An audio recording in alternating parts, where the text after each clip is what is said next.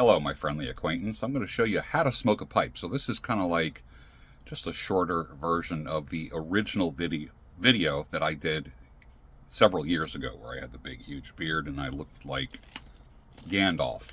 Here I have, this is backwoods tobacco. You know those gnarly cigars, backwoods cigars? Well, this is the backwoods pipe tobacco. I'm going to take a pinch, put it on the cutting board. And that's it, and just kind of like let it fall. And that way, I let it dry out a little bit, so to speak. Dry out. Let it sit. I already did pack a pipe. One of the ways you can pack a pipe, there's several ways. You know, you can literally just drop it into the pipe and then just pack it with the pad of your thumb. You're not doing this. You're not sticking your finger in the bowl and jamming it in that way, because you're not going to get a good draw. We don't want to. What we don't want to do is we don't want to have to work hard when smoking a pipe. It should be a leisurely activity.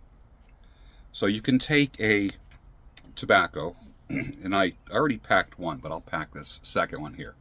And I'm going to use a swirl method. He said swirl. Okay. This is the backwoods tobacco. Now, take the pipe and you put it over the top and just kind of go around like this. And it magically goes inside the pipe. I don't know the physics of this, but... And there we go. The rest goes back on the cutting board. Now, like I said, you're not jamming it down with a finger. You're just kind of like using the pad of your thumb. And it's light. It's very light. But the first pipe with the same tobacco, I'm going to show you how I do that. That's already packed. This is a country gentleman bowl with a diamondback shank and the stem, which I love. I made this. I modded it. I modified 2 types of pipes and made 1 pipe out of it. And it's a perfect smoker. Now, the first light is going to be what they call a false light, or the char light. And this is what I'm going to do. Watch. Now, it's going to rise up. When you're first lighting the pipe, the tobacco rises. So don't get freaked out by that. And you always keep a tamper nearby. It could be like a real tamper, you know, a real tamper. It can be a deck screw if you want. It can be a golf tee. It can be an actual check tool. Check as in C-Z-E-C-H. You know, it's got the 3 little tools on it, which is the tamper, a little spoon, and a pick, and they all kind of come together like this. I always keep them, I keep this in like an L position, kind of like this. That's what I do. That's how I operate my check tool. I'm just going to take a regular lighter. This is a Bic lighter and a toker poker. Watch. It's going to rise up. I'll do it close up so you can see it.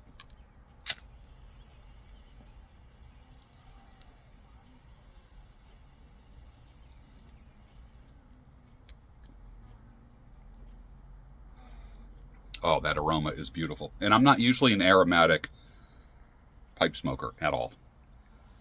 I'm going to use the golf tee just to kind of tamp that down lightly. You're not jamming it. You're just kind of putting it just below the rim, just below the rim. See how it was kind of rising up from the top? Now you can't even see it. Let's try it again. That was the false light, or the char light. Some people just hold the flame. I just kind of go in a circle.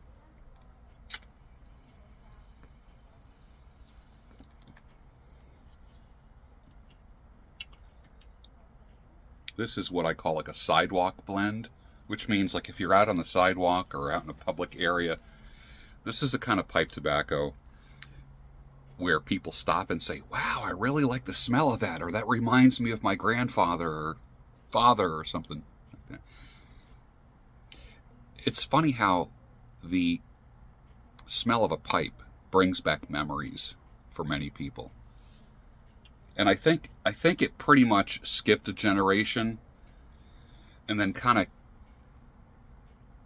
it disappeared, and now it's coming back. Pipe smoking is coming back with like younger men.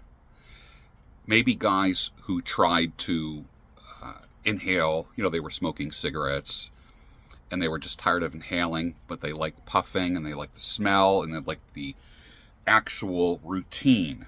There is a routine that you do. It's a ritual that you saw me do.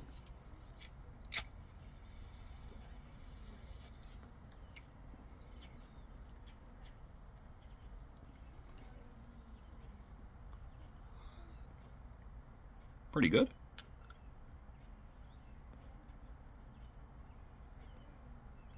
And what you're doing is basically sipping. Now, just picture yourself like with a little glass, like a little shot glass. And you're not doing shots. You're not slamming. Just imagine it's like sipping. So this is what we're doing. We're just sipping, so to speak.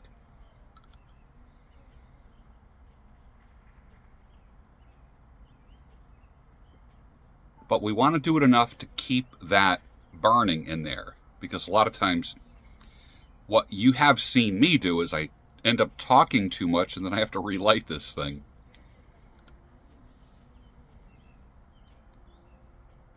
Now, this is not much of a clencher. When I say clench, I mean hold it between my teeth and be able to just sit back and talk and all this kind of stuff. Let me just cross my leg here. So, this is not, because it's just too big and too heavy to be like trying to clench it in your teeth. So I just keep my elbow either on the arm of the chair or on my knee right here and just kind of. Now I see some guys do this right in the middle of their mouth. I always go off to the side.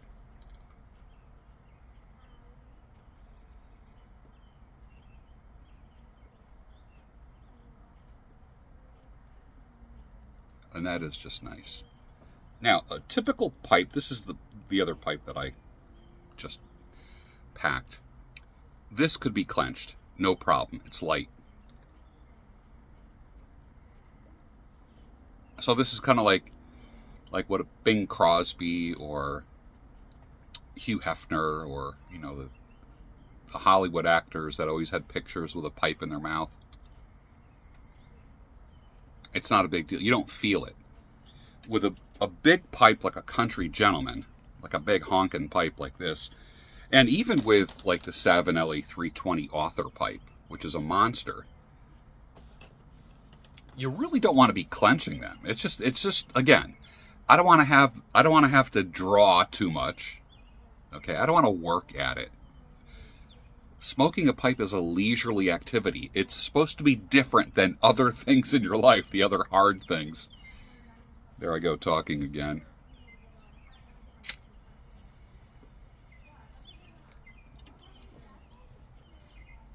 And I'll just sit back like this, with my back against the chair. My elbow is on my knee. See my knee right here? Like that. I tend to smoke on the left side of my mouth and hold the pipe. And I will grab other things, like my little cup of seltzer water. That type of thing. Or the lighter. I usually, because I am right-handed, I always like my right hand free. And in case I need to deploy self-defense items, keep it at that, I like my right hand free.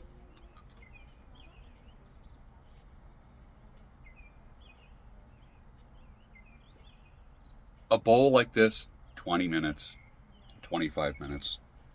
A bowl like this, I mean, you can see the difference in size. 15 to 20 at the most. And a lot of it depends on, a lot of it depends on how fast you puff.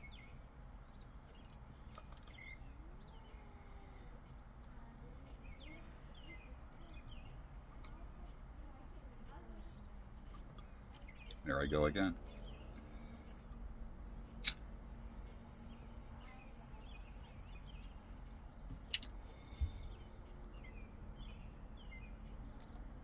You can see it kind of lighting up here. Let me turn this light off for a second, and then you can see as I puff, the ember glows a little bit more.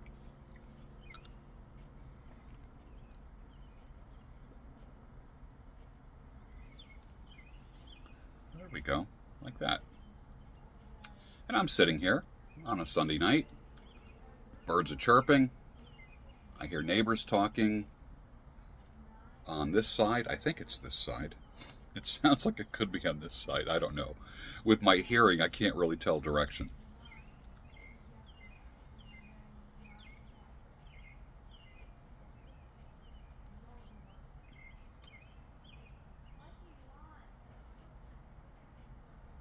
I could be reading, watching a YouTube video, a tutorial.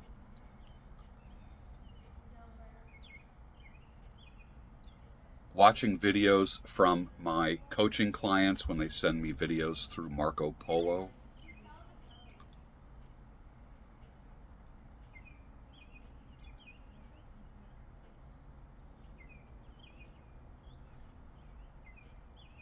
And one of the ways you can really enjoy your pipe is to, like I said, sip it.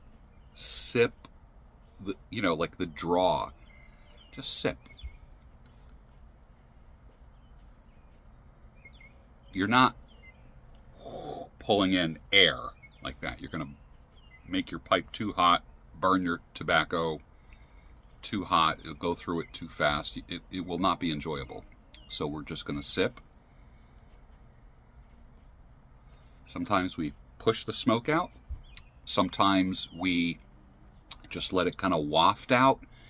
And as it rises, especially if it's an aromatic, you end up getting a nice whiff of it.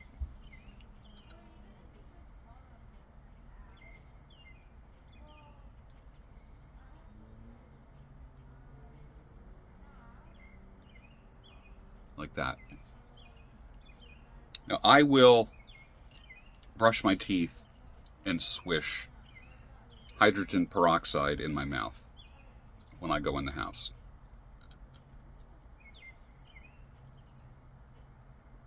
And get ready for bed. So I don't have like yellow teeth or a yellow beard, and there's people who do. So with pipe smoking comes great responsibility. At least aesthetic responsibility.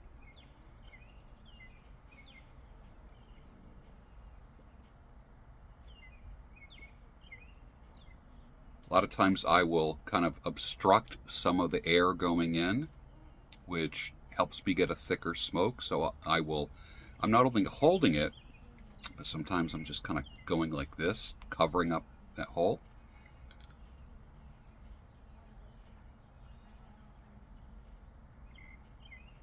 Almost like a carburetor, right?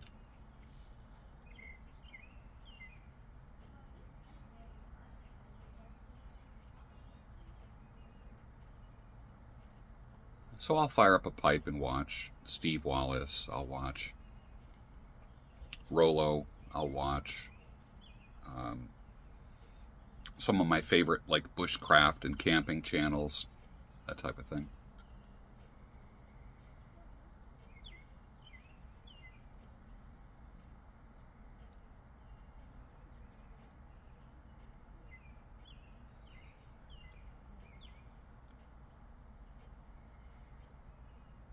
And I kind of can look out the door and I can see animals. I can hear the birds. Sometimes I see a cat walk across the yard or some kind of wild animal.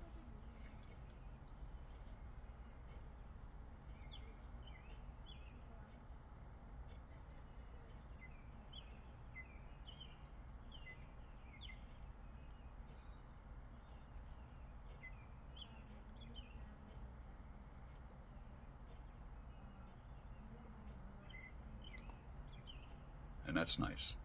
That's very nice. Now, I do not smell. If I was smoking a cigar, my clothing, my beer, just everything would smell like cigar. There's nothing, to me, secondhand, like post-cigar smell is just gnarly. With a pipe, nothing. Absolutely nothing.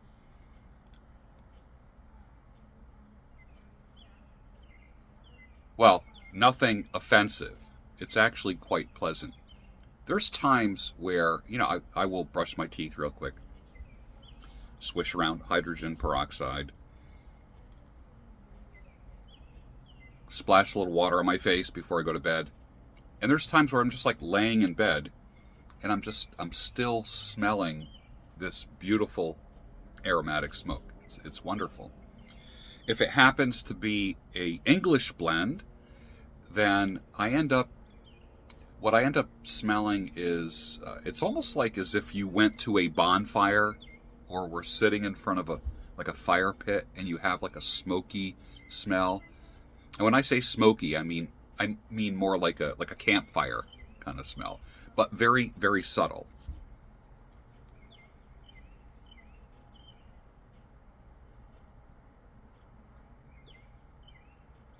It slows you down. It makes you think a little bit. Ponder on your day that you just had.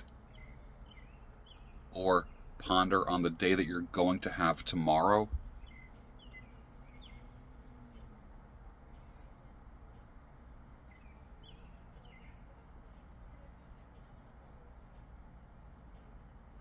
See, now we're getting down the bowl. And I don't know what the phenomenon is chemically or whatever you want to call it. But the further down the bowl you get, the creamier the smoke gets. I don't know if you're noticing, it's like thicker and creamier.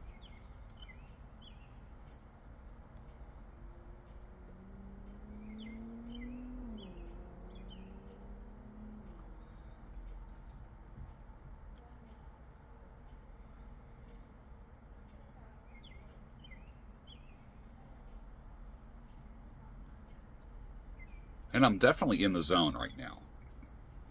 Definitely in my calming zone. It's the end of my day. For me, it's close to bedtime. Now, if I was married, obviously, you learn how to care for your hygiene when you're married. Obviously, there's no wife that wants to kiss a smoky mouth or be all over a smoky face. So if I was married, I probably would be just washing my face with soap and water. Literally just running the water, taking either a pump of soap or a bar of soap like that, and just kind of washing everything, and then just splash water on my face after I brush my teeth. And everything's fine that way.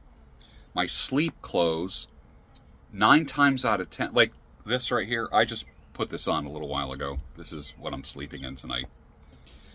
This and just boxer shorts. But normally I would change into sleep clothes, which is a dedicated t-shirt, dedicated pajama bottoms or something, but it's so warm out right now, so it's just t-shirt and boxer shorts. That's pretty much it.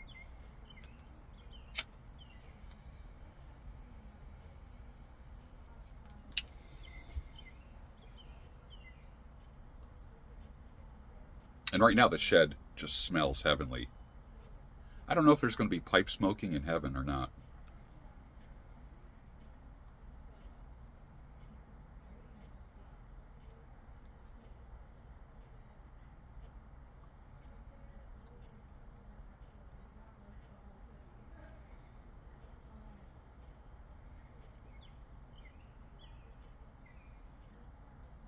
Will there be pipe smoking in heaven? What do you think?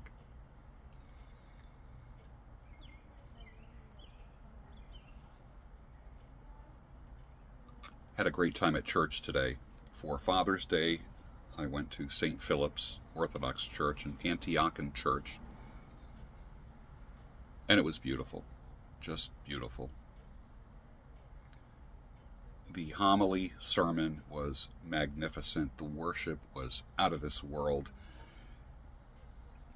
They did like a blessing of fathers, and the choir sang, "May God grant you many years." I mean, it was, for me, there was about 5 very distinct times during that divine liturgy today that I was fighting some serious tears. And it's a good thing I had a handkerchief in my pocket, man, because I was just kind of secretly blotting tears as I felt,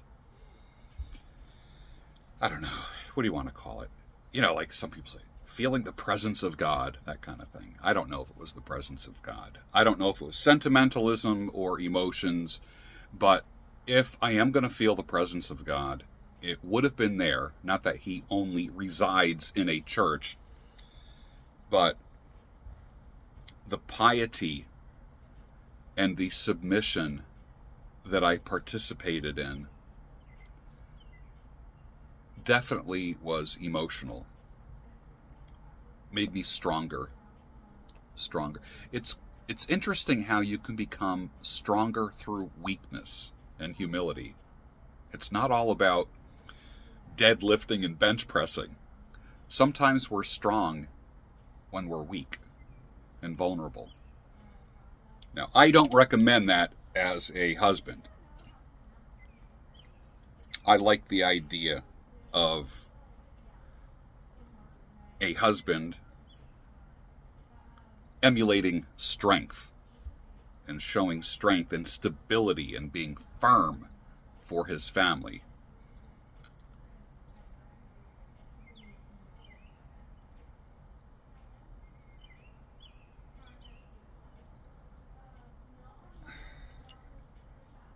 I know a few Orthodox guys that smoke pipes. It's not a... I know a lot of Catholic guys smoke pipes, but I only know a couple Orthodox guys that smoke pipes.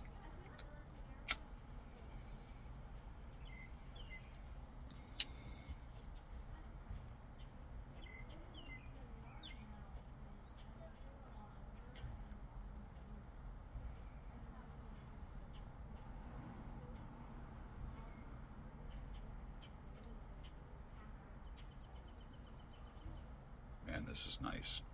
What a great way. Well, some people will say this is the first day of the week.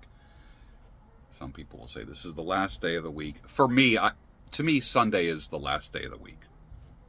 That's logistically how I look at it. Monday morning starts my week, so to speak.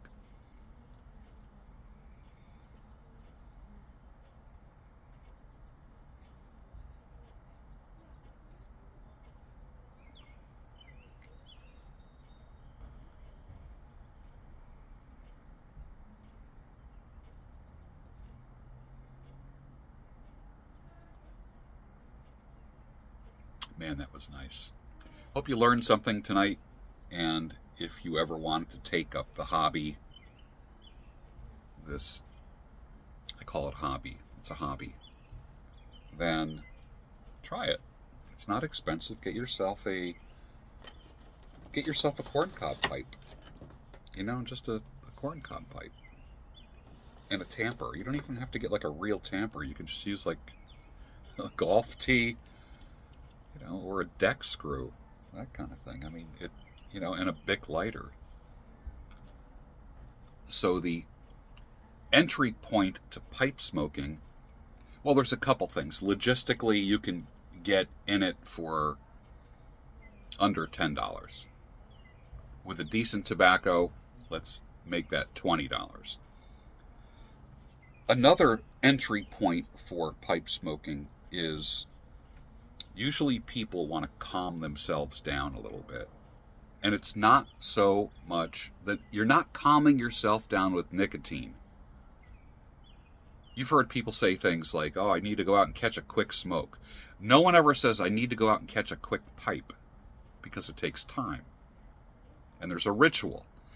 I think the calm that comes from pipe smoking comes from the ritual and the mindfulness.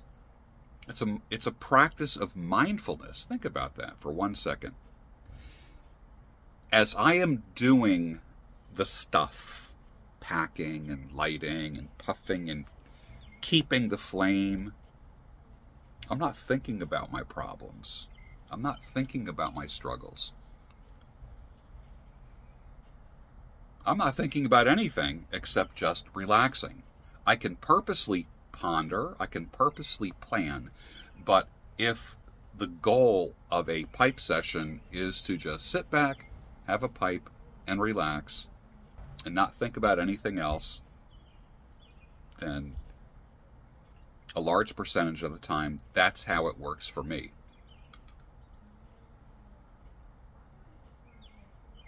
This is almost at the end. Let me see if I can get any more out of it.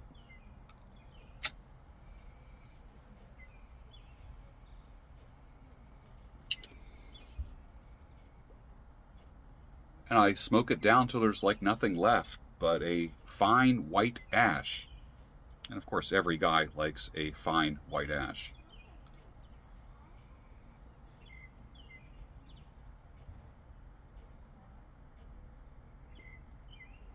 And many times that smoke is just like kind of dancing through the air, like in waves sometimes.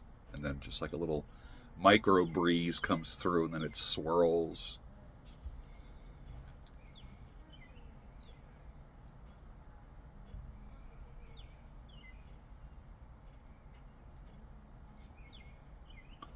So that's how to smoke a pipe. Let me give you a little pipe toast.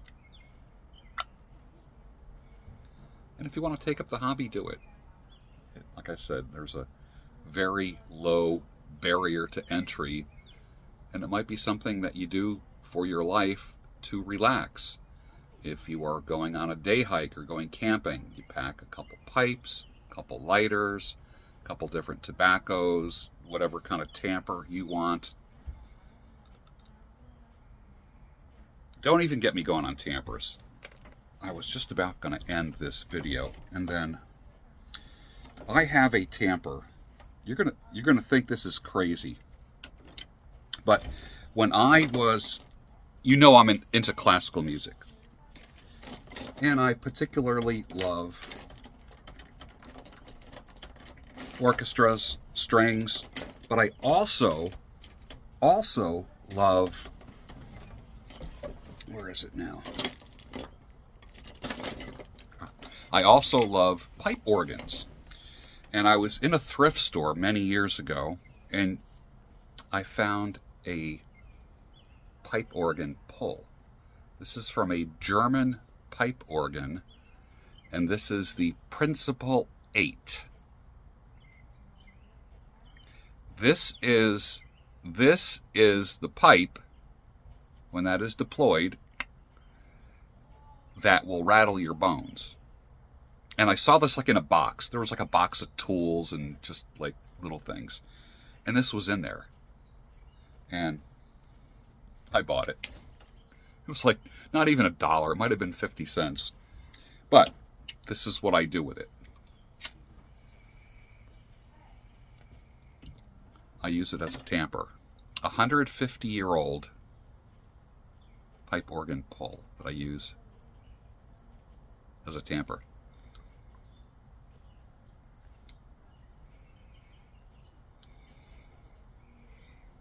And again, an exercise in mindfulness, because how many people were blessed from the music from this organ? What hands touched this? What gifted hands? What composer might have used this? Sunday after Sunday after Sunday. I know, that's getting a little creative, right?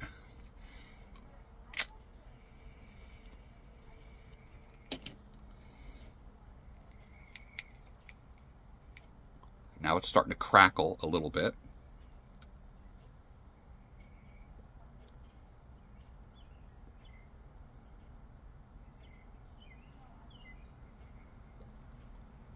And you learned something, didn't you? I have a lot of pipe smoking tutorials and videos. If you look at like my playlist on YouTube of all the different types of videos that I've done, everything from virtual life coaching to hair and beard tutorials, skincare, working out, pipe smoking, everything you can imagine.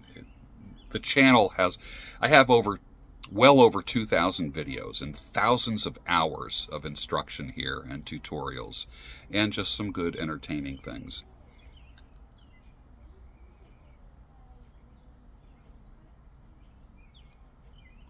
Well, thanks for spending some time with me. I appreciate it. And I'll see you again soon, my friendly acquaintance.